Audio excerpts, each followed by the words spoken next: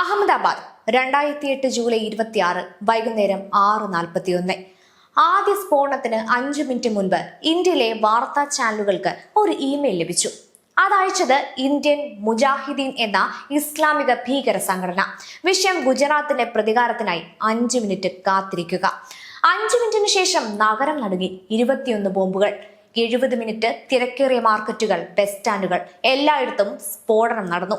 7 മാസം മുൻപ് ഈ കൊച്ചു കേരളത്തിൽ വാഗമൺ എന്ന സ്ഥലത്ത് മൂടൽമഞ്ഞിൽ 8 പേർ പരിശീലിച്ച അതേ അമോണിയം നൈട്രേറ്റ് മിശ്രിതം നിറച്ച സൈക്കിൾ ടിഫിൻ ബോക്സ് ബോംബുകൾ പൊട്ടിത്തെറിച്ചു.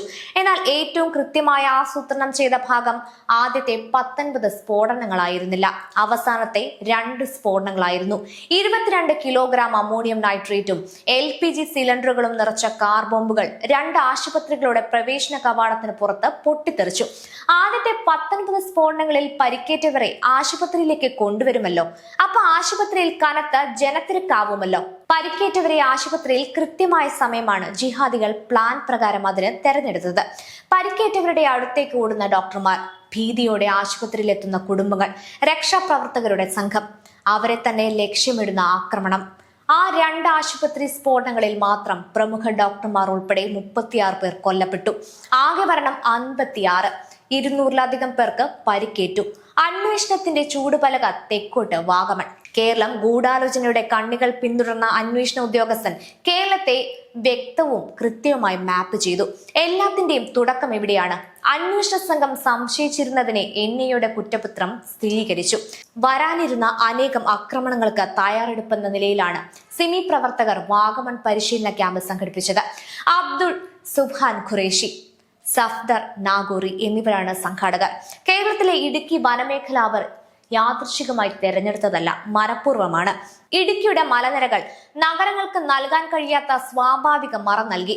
തികച്ചും ദുർഘടമായ ഭൂപ്രദേശം, അതിനാൽ തന്നെ പരിമിതമായ നിരീക്ഷണം, എന്ത് ശബ്ദവും ദൂരെ എത്താത്ത വാഹനങ്ങളുടെ നിശബ്ദത.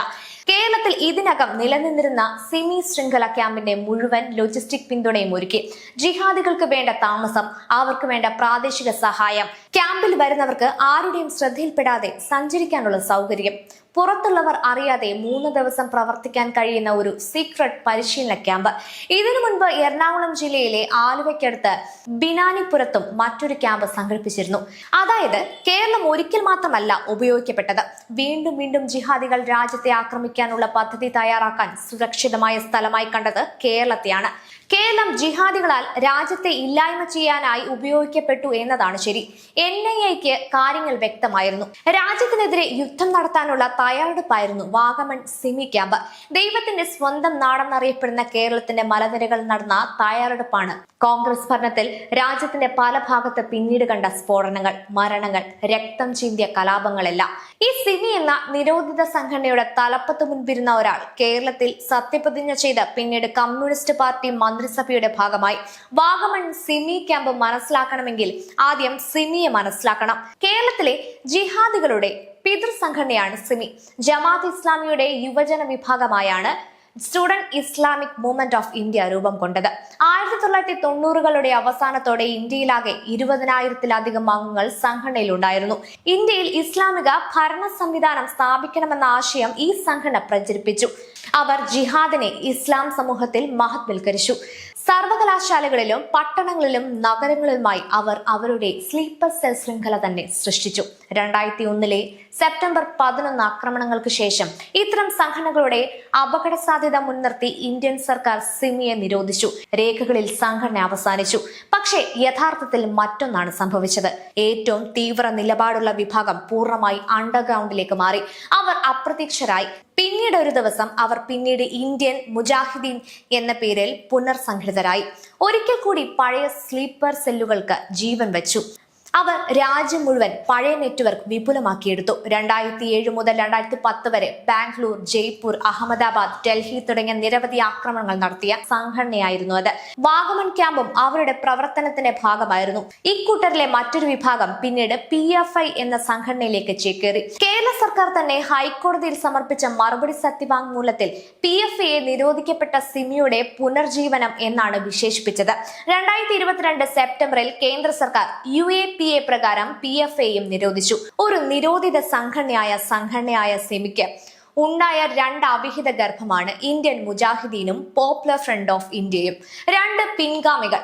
സിമി ഉയർത്തിയ ഗസ്വായി ഹിന്ദു ഖുറാസാനോ എന്ന ആശയം അവസാനിച്ചില്ല, ജസ്റ്റ് പേര് മാത്രം മാറി. 2026 ജൂലൈ 7 ഗുജറാത്ത് ഹൈക്കോടതി വിധി ഒരു സഖ്യം മാത്രമല്ല ശരിവെച്ചത്, ചില രേഖകളും പങ്കുവച്ചു. ആ പേരുകളിൽ 3 കേരളത്തിന്റെ സ്വന്തം പേരിലാണ്. അതാണ് ജിഹാദിസത്തിന് കേരളം നൽകിയ സംഭാവന. വധശിക്ഷ ശരിവെക്കപ്പെട്ടു. 38 പ്രതികളിൽ കോട്ടയം ജില്ലയിലെ ഈരാറ്റുപേട്ട പീടികയിൽ സ്വദേശിയായ അബ്ദുൽ കരീമിന്റെ മക്കളായ ഷിബിലിയും ഷാദുലിയും, മലപ്പുറം ജില്ലയിലെ കൊണ്ടോട്ടി സ്വദേശി സൈനുദ്ദീന്റെ മകൻ ഷറഫുദ്ദീനും ഉൾപ്പെടുന്നു. ഇന്ത്യയുടെ ചരിത്രത്തിൽ ഏറ്റവും മാരകമായ ഏകോപിത ഭീകരാക്രമണങ്ങളിൽ ഒന്നിൽ കൊലപാതകം, ക്രിമിനൽ ഗൂഢാലോചന, രാജ്യത്തിനെതിരെ യുദ്ധം നടത്തൽ, രാജ്യദ്രോഹം, ഭീകരപ്രവർത്തനം തുടങ്ങിയ കുറ്റങ്ങൾക്കാണ് ഇവർ ശിക്ഷിക്കപ്പെട്ടത്. ഇത്തരമൊരു കേസിൽ കേരളത്തിന്റെ പേരുകൾ പ്രത്യക്ഷപ്പെടുന്നത് ഇതാദ്യമല്ല. അന്വേഷണ ഏജൻസികൾ വർഷങ്ങളായി നിരീക്ഷിച്ചു വരുന്ന പ്രവണതയുടെ പശ്ചാത്തലത്തിൽ ഇത് മറ്റൊരു ഉദാഹരണമായി മാറി. ഗൾഫ് രാജ്യങ്ങളുമായുള്ള കേരളത്തിന്റെ വ്യാപകമായ ബന്ധം, മതവിദ്യാഭ്യാസ സ്ഥാപനങ്ങളുടെ സാന്ദ്രത, തീരദേശ ഭൂമിശാസ്ത്രം എന്നിവ പൊതുജനങ്ങളുടെ ശ്രദ്ധയിൽപ്പെടാതെ പ്രവർത്തിക്കുന്ന ചില ശൃംഖലകൾക്ക് ആളുകളെ സ്വാധീനിക്കാൻ അവസരം നൽകിയതായി അന്വേഷണങ്ങൾ വിലയിരുത്തിയിട്ടുണ്ട്. രേഖകളിലുള്ള വസ്തുത ഇതാണ്: കേരളത്തിൽ വ്യാപകമായി ഇസ്ലാമിക തീവ്രവാദത്തിലേക്ക് റിക്രൂട്ട്മെന്റ് നടന്നു. പിശാചിന്റെ സന്തതികൾക്ക് വേണ്ടമറ നൽകിയത് ഈ ദൈവത്തിന്റെ നാടാണ്. സ്ഫോടനത്തിന് 7 മാസം മുൻപ് കേരളത്തിലെ വാഗമണിലെ സുന്ദര മലനിരകൾ പരിശീലനം നടന്നു. അഹമ്മദാബാദ് സ്ഫോടന കേസിൽ കേരളത്തിലെ ഈ പ്രതികളുടെ പേരുകൾ ഇന്ന് സുപ്രീം കോടതിയിലെ അപ്പീൽ നടപടികൾക്ക് വിധേയമായി വധശിക്ഷ പട്ടികയിലുണ്ട്. 2026 ജൂലൈ 7 ഗുജറാത്ത് ഹൈക്കോടതി വിധി പ്രസ്താവിച്ചു. 38 പ്രതികളുടെ വധശിക്ഷ ശരിവെച്ചു. 11 പ്രതികളുടെ ജീവപര്യന്തം തടവും ശരിവെച്ചു.